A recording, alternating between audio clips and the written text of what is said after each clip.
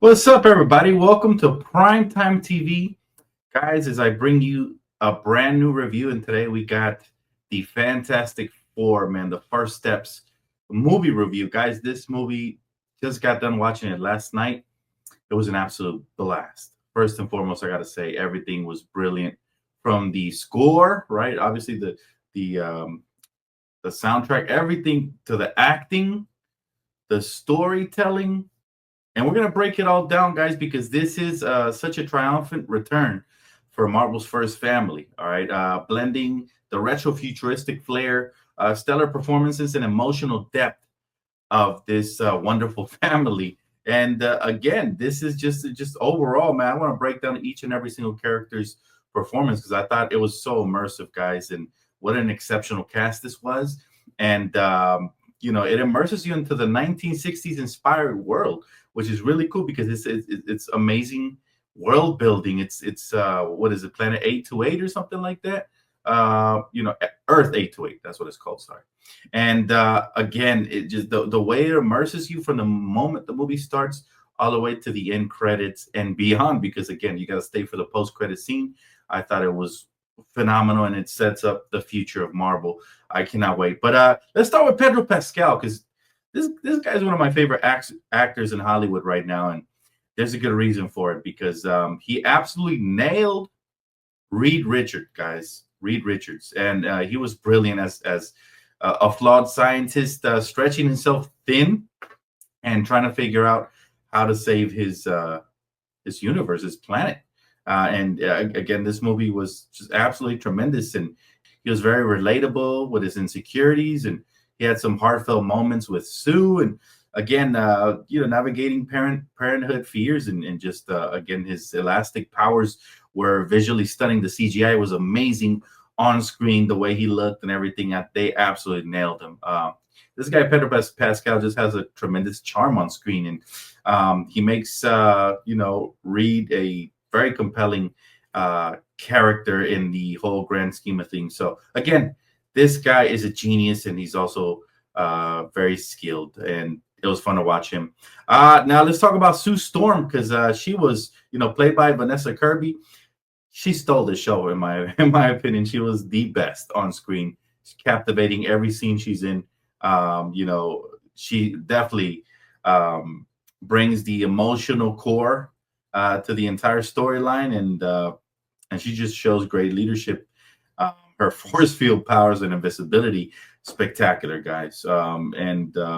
There's so many great scenes with her and the dialogue, and just I think she's gonna win an Academy Award for sure. She's got to win one for her performance in this one. Definitely was very stunning, and just absolutely, you just feel for these characters. I think the director does a great job of making you truly feel for this family. And again, there's some very grim moments that'll be tear jerkers for you guys. So settle in, bring your tissue. But again, great performance for her. If I had a rate her, she's 10 out of 10 as far as casting for sure. And then we go with Johnny Storm, Human Torch, played by Joseph Quinn. This dude, again, this entire family, this entire cast played the Fantastic Four better than I've ever seen him on the silver screen. As far as the comic books and everything, they nailed it. Johnny Storm is no different. This dude, he brought the energy, he brought the laughs, and he brought the heart. To be honest with you, man, there's some very intriguing scenes between him and the female Silver Surfer, which I thought were just very flame on, very awesome, dazzling to watch. Hilarious banter between him and the Thing, and it was awesome. And then Ben Grimm, the Thing, right? Again, now this guy was probably the least of my favorite on screen, not because he didn't look visually stunning, he looked great, but just because they probably gave him the least to do in this movie. But he's still great, man. Still has some heartfelt moments. Some interaction between him and the public, and pretty cool, man. He looked great, man. The CGI with him, amazing. Almost brought me back to the old 1990s Ninja Turtle style movies where it was less CGI and more practical effects. But again, he looks good. He looks awesome. It's great to see him in action. Had some pretty cool action scenes as well, but for the most part, he probably got the least to do on screen. And then let's talk about the villains, man. My goodness, my goodness. Galactus is breathtaking. Every scene with him in the movie, breathtaking.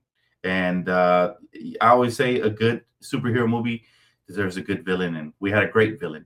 And so I think you guys will be very excited to see what he brings to the table. But all in all, guys, this movie is visually stunning from the score to the awesome CGI, the amazing acting, and the way the character building in this world. It's the Earth 828. All right, this utopian vibes, and then somehow they blended in the 60s. It's going to be very interesting to see how that interacts with the futuristic Marvel characters of the future in this cinematic multiverse. So again, very, very excited for the future of Marvel, guys. Stay for the end of the first credit scene. The second one is not necessarily necessary, but it's always fun to watch. But the first end credit scene was great. There's 2 in total. Definitely great movie, guys. I'm going to go ahead and give this one a very high 9.7 out of 10 on Primetime TV, guys. And that is going to wrap it up for this review. I definitely recommend it for you and your family. Go check this one out, guys, in IMAX if possible, and enjoy. Thank you guys so much for tuning in. Peace.